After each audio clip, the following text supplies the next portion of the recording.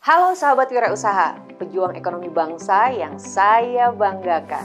Selamat bergabung di program Bootcamp Transformasi Menuju Bisnis Lestari yang diselenggarakan oleh UNDP dan Essex.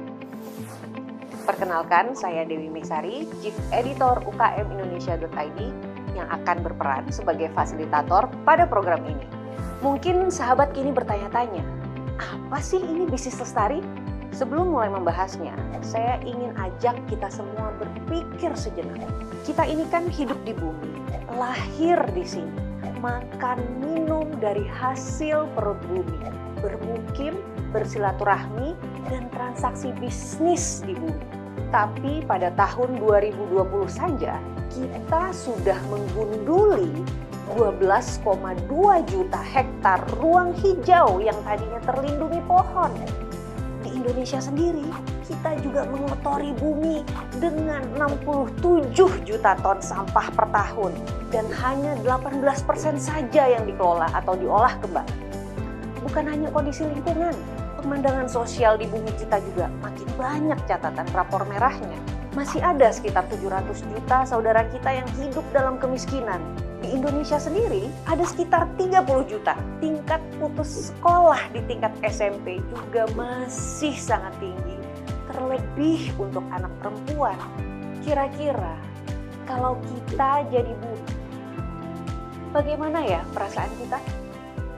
Apakah kita akan sanggup untuk terus bersabar diperlakukan seperti ini?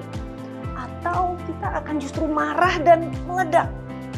Nah, untuk memberi gambaran lebih lengkap, saya ingin mengundang Mbak Lani Haryanti selaku ASEAN Regional Program Manager dari Global Reporting Initiatives, yaitu sebuah organisasi non-profit global yang fokus mendorong transformasi tata kelola perusahaan untuk menuju bisnis lestari. Mbak Lani, bisnis lestari itu apa sih? Mengapa perusahaan, termasuk UMKM, perlu bertransformasi nih? Berubah menuju ke arah tersebut. Halo sahabat wirausaha, yuk mengenal konsep bisnis lestari atau green business. Ada 3 prinsip, yaitu peduli bumi, peduli masyarakat, dan peduli ekonomi. Praktisnya, 1.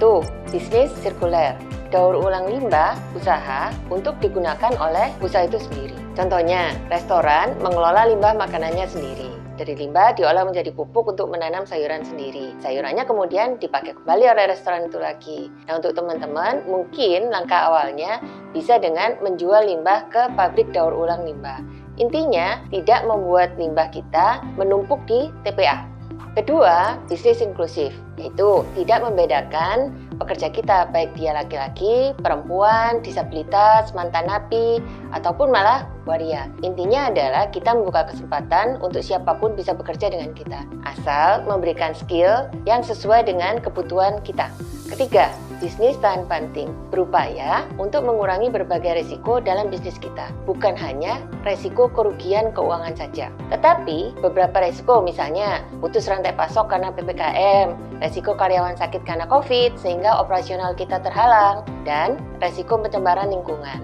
Jadi sahabat lestari, menjadi pebisnis di abad 21 ini memang harus mulai dengan kepedulian. Kita sudah merasakan cuaca semakin panas bukan? Dan tidak menentu. Ini adalah akibat dari kegiatan kita. Belum lagi urusan kemiskinan yang semakin naik akibat pandemi. Nah, sebagai pebisnis, kita harus berperan bagaimana melestarikan bumi dan berkontribusi pada masyarakat. Sehingga kita harus juga berperan nyata dalam menjaga bumi melalui kegiatan usaha kita sehari-hari. Pemerintah Indonesia juga sudah punya kebijakan yang mendukung bisnis lestari. Misalnya, Peraturan OJK Nomor 51 2017 yang terkait perusahaan publik diminta untuk menyusun laporan keberlanjutan sebagai bukti bahwa mereka melaksanakan bisnis lestari. Contoh kedua, Surat Edaran Kepala LKPP Nomor 16 Tahun 2020 terkait penetapan produk hijau atau hasil industri hijau. Belanja pemerintah pun didorong untuk membeli dari pemasok-pemasok yang menerapkan prinsip-prinsip bisnis hijau atau bisnis lestari. Jadi, bisnis lestari jelas akan menjadi tren di masa depan. Akan lebih baik jika kita sekarang memulai mengambil langkah-langkah perubahan. Banyak kasus menunjukkan dengan menerapkan prinsip bisnis lestari akan meningkatkan keuntungan perusahaan dalam jangka panjang. Selain karena penghematan, juga karena penambahan sumber pendapatan baru. Makasih banyak Mbak Lani penjelasannya. Tapi walau dalam jangka panjang bisa menguntungkan nih ya, tapi kan mengubah operasional menjadi bisnis lestari belum tentu mudah. Misalnya nih, kalau tidak ada bisnis pengolah limbah di sekitar kita, bukannya repot kalau harus membuat dulu fasilitas daur ulang sendiri. Lalu jika saya diskusi dengan pelaku UMKM, ada juga nih yang merespon kritis. Lah, kita ini kan masih mikro. Mau kejar target omset aja udah repot. Ini diajak lagi pakai prinsip bisnis lestari. Kenapa nggak suruh yang gede-gede aja dulu tuh? Kan limbah mereka juga lebih banyak. Lagian, konsumen Indonesia itu nggak peduli dengan praktek-praktek lestari seperti ini. Itu kritik mereka. Menurut saya ini ada benarnya. Karena kan kalau masih mikro, ya yang paling penting kan omset dulu dong. Tadi juga penjelasan Mbak Lani bilang kan urutannya profit, people, planet. Jadi ya profit dulu.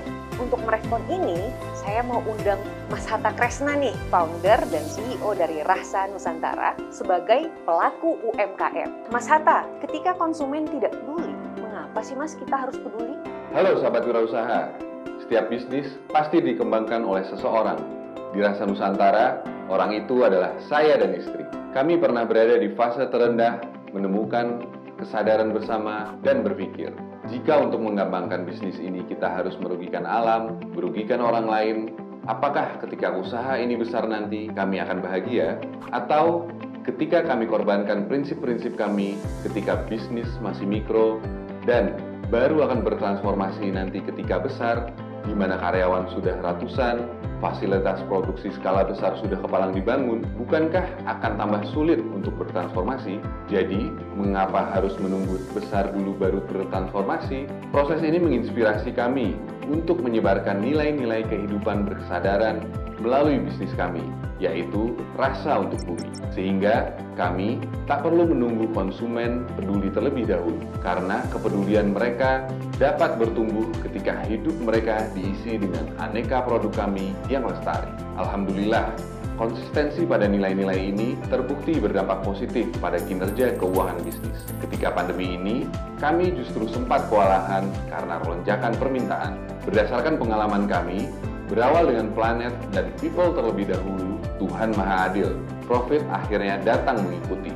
Jadi, pada 2-3 tahun pertama, memang harus jadi bisnis yang tahan banting dulu. Semangat ya, sahabat wirausaha. Terima kasih Mas Hatta sharingnya. Tuhan memang maha bijaksana. Siapa yang tekun memberi manfaat bagi masyarakat dan lingkungan, kesuksesan adalah keniscayaan. Seperti Rasa Nusantara yang kini sukses naik kelas menjadi usaha mandiri kreatif miliaran. Tapi untuk terus memperbesar dampak positifnya, umumnya setiap bisnis akan memerlukan modal dari luar untuk mendukung ekspansi skalanya. Pertanyaannya, apakah para investor tertarik ya dengan perusahaan seperti ini? Untuk itu, kita langsung simak saja yuk sudut pandang investor, yaitu Mbak Lisha Erza selaku CEO dari perusahaan teknologi keuangan pendukung rantai pasok, yaitu Essex. Ada kata pepatah yang mengatakan, pasti ada hikmah di balik suatu musibah. Nah, musibah pandemi COVID-19 ini memberi kita hikmah bahwa ada yang salah dengan lingkungan bumi kita. Kalangan investor termasuk yang mendapatkan hikmah tersebut. Dulu fokus tujuan investasi hanya pada profit. Sekarang sudah bergeser menuju profit, people, dan planet, alias bisnis lestari. Selama 2 tahun pandemi ini, dana yang ditempatkan untuk tujuan investasi lestari justru meningkat pesat. Nah, dana-dana ini perlu jodoh kan? Makanya sekarang ini adalah momentum yang pas bagi sahabat wirausaha untuk mentransformasi bisnisnya ke arah bisnis lestari. Dulu, para manajer dana investasi hanya perlu mengevaluasi kinerja keuangan dan rekam jejak direksi aja. Sekarang, mereka juga harus periksa bagaimana aktivitas usahanya. Misalnya, beli bahan baku dari perkebunan yang ramah lingkungan atau tidak. Petaninya dapat harga layak atau tidak. Bagaimana pengelolaan limbahnya. Seluruh hak karyawan dipenuhi atau tidak. Dan banyak lagi. Sebenarnya, cukup banyak loh UMKM kita yang sudah melakukan hal-hal tersebut. Namun, sayangnya tidak ditulis atau didokumentasikan. Sehingga tidak terkomunikasi pada konsumen maupun calon investor. Bentuk dokumen yang diperlukan cukup sederhana kok. Misalnya, profil bisnis atau rencana usaha. Ini sangat diperlukan untuk membangun rasa percaya investor di tahapan awal penjajakan kerjasama. Kalau bicara akses modal 50 juta ke bawah, mungkin belum perlu. Tapi kalau sudah di atas 100 juta, sangat diperlukan. Apalagi kalau mencari sumber dana yang tidak minta agunan tanah atau bangunan. Di ASIC sendiri, selain dokumen profil atau rencana usaha, kami juga akan mengevaluasi perjanjian transaksi karena pembiayaan rantai pasok tidak memerlukan agunan berupa tanah dan bangunan. Biasanya kami mendukung dana talangan untuk pembelian bahan baku, modal kerja produksi, bahkan sampai distribusinya juga. Terima kasih Mbak Lisha. Senang banget ya mengetahui bahwa pandemi ini juga ada hikmahnya. Sekarang kita gali dari sisi off-taker atau buyer skala besarnya ya Mbak. Mbak Lisha ini kan juga aktif sebagai anggota Komite Bidang Kewirausahaan, APindo, UMKM, IKM. Mbak Lisha, apakah buyer juga ikut dapat hikmah ya Mbak gara-gara pandemi ini? Dari sisi buyer, kepedulian terhadap bisnis lestari ini juga semakin meningkat. Ada yang murni karena visi dan misi perusahaan, yang juga merasakan keresahan yang sama. Ada juga yang ya karena terpaksa, karena ingin mengakses ragam dana investasi lestari tadi. Kan selain kinerja keuangan, kinerja sosial, lingkungan, dan tata kelola perusahaannya juga direview dulu. Bahasa kerennya itu aspek ESG perusahaan atau Environment, Social, and Governance. Karena perusahaan buyer akan direview oleh calon investornya, mau nggak mau lah dia juga mulai mereview para supplier, distributor, dan juga memperbaiki pemenuhan hak karyawan. Kalau nggak melakukan perbaikan, mereka nggak bisa akses peluang dana investasi lestari itu kan. Jadi memang ke depannya praktek bisnis lestari ini akan jadi bagian normal baru pasca pandemi. Untuk itu, bertransformasi sekarang. Segera dokumentasikan dan mulai komunikasikan ke buyer, customer, atau mitra-mitra bisnis lainnya. Sebelum punya company profile atau business plan, setidaknya mulai dokumentasikan dampak sosial dan lingkungan bisnis teman-teman melalui konten digital dan komunikasikan aja dulu lewat media sosial. Beberapa survei global juga menunjukkan bahwa konsumen retail semakin banyak yang peduli dan lebih menyukai produk yang sesuai prinsip bisnis lestari. Apalagi konsumen di kalangan milenial. Makasih Mbak Lisha sharingnya. Intinya adalah kalau sudah mulai transformasi menjadi bisnis lestari, jangan lupa dokumentasikan, lalu publikasikan. Agar pesan-pesan kita bisa dikomunikasikan ke sebanyak-banyaknya orang. Gimana nih tapi kalau ada pelaku usaha yang misalnya bereaksi seperti ini? Duh, boro-boro bikin company profile, bikin konten medsos aja nggak sempet-sempet. Yang penting target omset dulu deh. Untuk merespon ini, kita undang Mbak Aling yuk. Beliau ini CEO dan founder Salam Rancage, sebuah bisnis lestari yang mengolah sampah koran menjadi kerajinan seperti anyaman rotan yang keren dan sudah menembus pasar global. Mbak Aling, apa benar ya kalau kita lakukan dokumentasi dan publikasi bisa memancing omset? Halo sahabat Wirausaha Lestari, 9 tahun lalu kami Salam Rancage bertemu dengan ibu-ibu yang berpenghasilan sangat minim dan tinggal di tepi sungai yang penuh sampah. Lalu kami terpikir untuk menemani mereka dalam wajah sebuah bisnis lestari. Mulailah kami mengajari mereka menganyam kertas koran bekas dengan penuh ketekunan dan kesungguhan, hingga kualitas anyamannya diapresiasi oleh pasar global.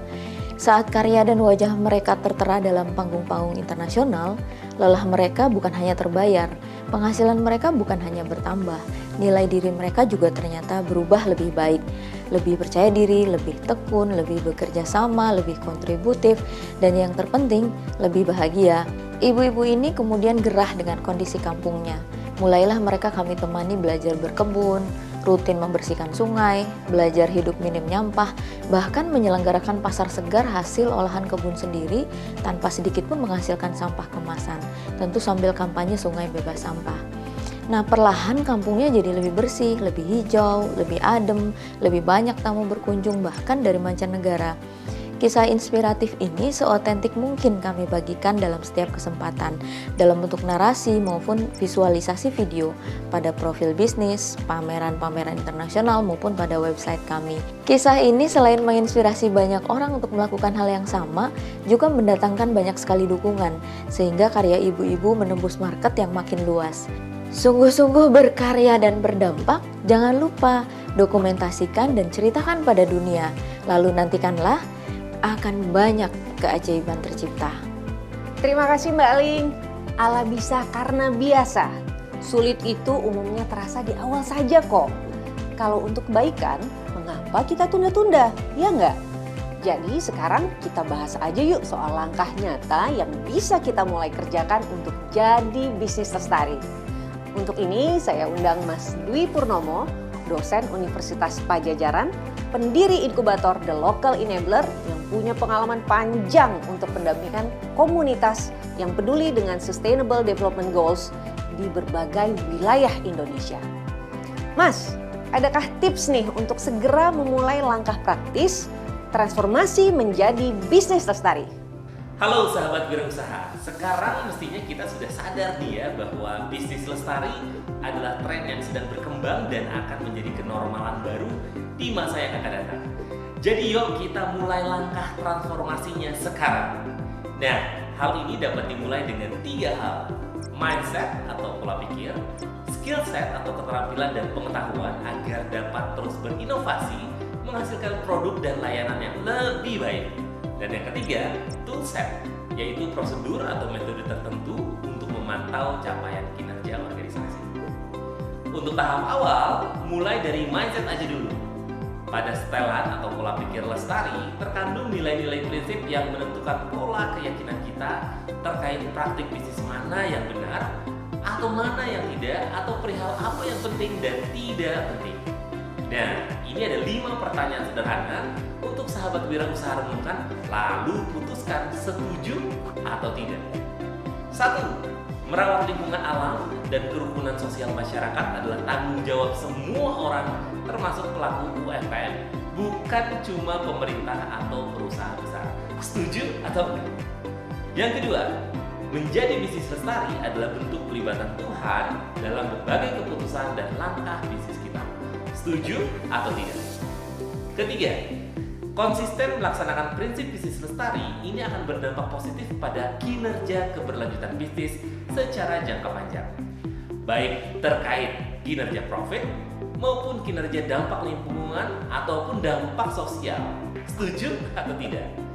Yang keempat nih, memantau kinerja dampak sosial dan lingkungan sama pentingnya dengan memantau kinerja profit perusahaan. Itu setuju atau enggak?